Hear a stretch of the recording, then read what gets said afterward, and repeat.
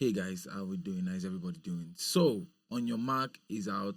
It's been out since last week. I've been very, very busy. I've not had the time to sit down like this to make videos. So, I want to ask you, have you streamed On Your Mark? If you have not streamed On Your Mark or listened to it, you should do. You should go and listen to On Your Mark. The video is on YouTube already. And this video is about On Your Mark, how we did On Your Mark. So On Your Mark is basically a live recording by Minister hannpraise. It's on YouTube, so you can find it on our channel at hannpraise. So just check it there. You'll see it On Your Mark, the banquet official video, live video by hannpraise. It's out. So let's listen.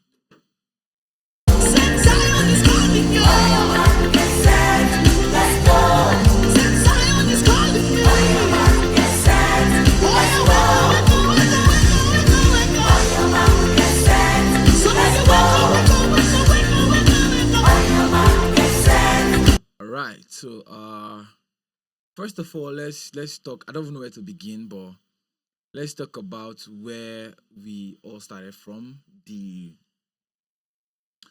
We are going to come from. I think we'll start from the drums. Let's start from the drums. Or we'll start from the top. I don't even know where to begin. I don't even know what I'm saying right now. So loop this off. So I wanna take this off too, so we can have a clearer view of. So we can have a. Can you hear me? So we can have a clearer view of what we are doing. So let's listen to the main mix, the raw mix. So this is actually before the master. So we're just going to let's go. I said I will never back out. Get set, let's go. I said I will never keep up now. Get set, let's go. I said I will never back out now. Get set. So let's start from the BGV, yeah? So on this BGV is basically nothing too much. I said BGVs. Let's start from the drums, rather. Sorry, forgive me. I'm like in my head right now. It's been a long time I made videos, so let's start from the drums, yeah? Or the loop, actually. So this is the loop. So on this loop track, I'm not doing anything too much. So what I'm doing here is basically just EQing. Now, let me take this EQ off. So yeah, the way the loop is sounding. So the loop has this low kick information that I didn't want in the song. It was interfering with a lot of things, and I decided to take out the mids and a little bit of the high. I'm doing a dynamic EQ there to create space for everything else, you know. So it sounds a little bit thinner, and you can still hear it. It's still present. So with the entire music, you can still hear the loop.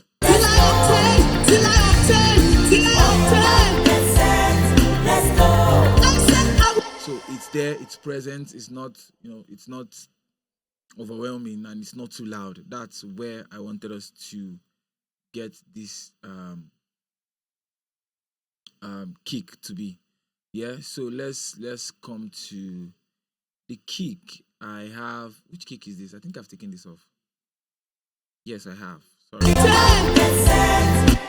So this kick is already triggered. I don't have the raw file again for this kick. Do I? I don't. I think I've deleted them. Yes, I have deleted the kick.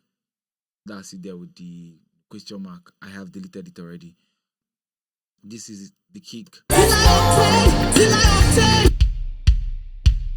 So on my drums, my kick is going through a kick bus. Remember, this is like my standard mode of processing. It's going through my kick bus. I have a DBX compressor 160, the compressor and both a limiter. I have Pro EQ on. I am running it sidechain with the bass. Okay, I'm running a side chain with the bass guitar on this, using the kickstart 2 Nicky Romeo kickstart 2.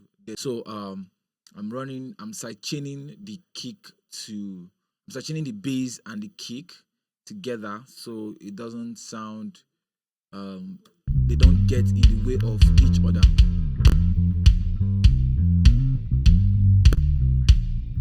So it doesn't get in the way of each other. So that's why I'm side chaining that to duck the sound of the bass a little bit when the kick is like punching harder. Then of course I used EQ to sort of separate and give each of them a particular point in the frequency spectrum to shine, or in the whatever shall shine. So everybody will just be on their own. You understand what I mean? So for the snare, I have a couple of snare. I have about 4 layers of snare. I have 4 layers of snare. Let me unmute the bars. Let me mute the bars rather. So I have about 4 layers of snare. I've got this first snare, which is so this carried a lot of attack and a little bit of the body, just to make it sound more. Then this one. Yep. Then this one, the fat one now. Just to give it that fuller sound and richer tone.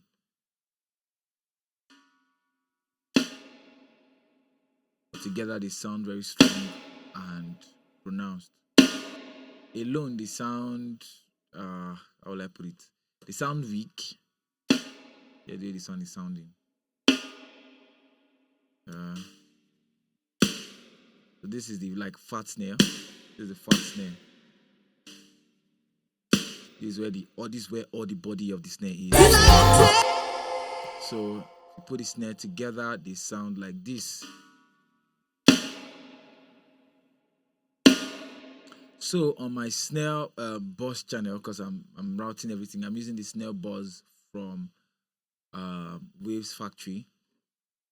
Yes, Wave Factory, snare buzz from Wave Factory, and my microphone distance is on 0.0. My snare tightness is on 74.3%.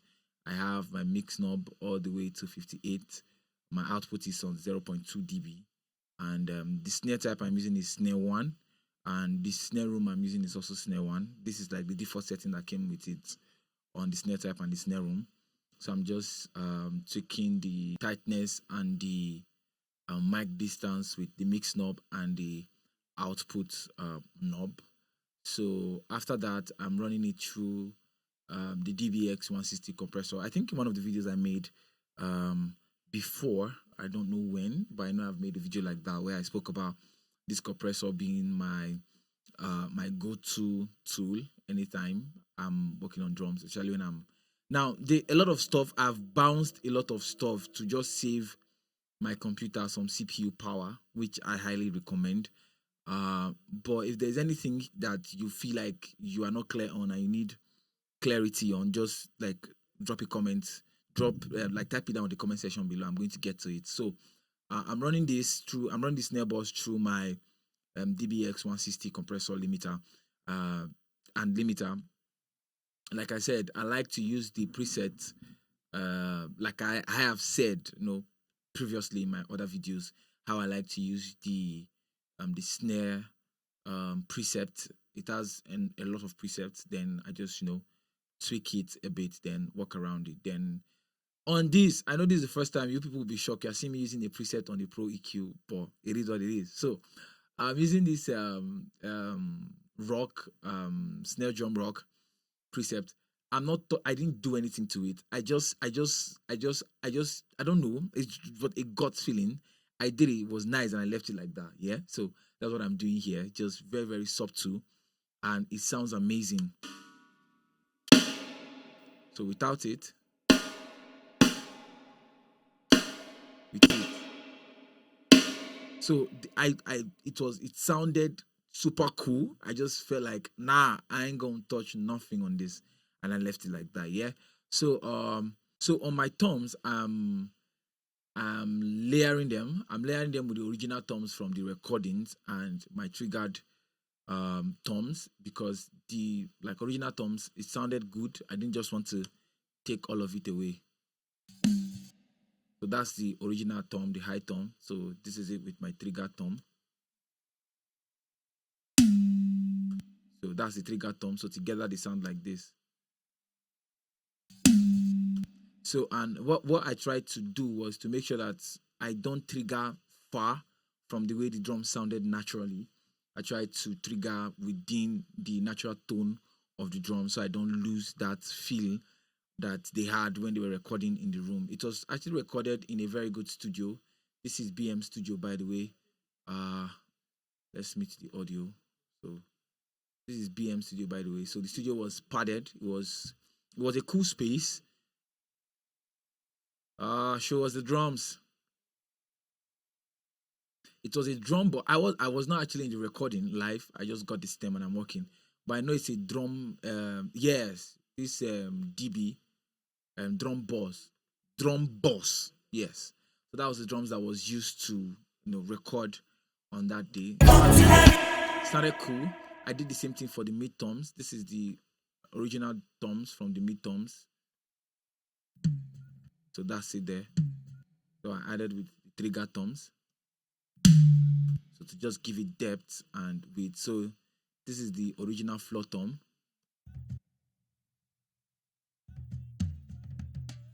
So we could even hear some of those bleeds. So together, Yep, the cymbals, of course. So we only had one overhead microphone. That was what was recorded. We only used one overhead microphone. Yeah, we only used one overhead microphone. Let's play. Yeah. So we only used one overhead microphones, and if we pay attention here, it was close to the toms, the toms and the cymbals. Like it was too close to the drums. It wasn't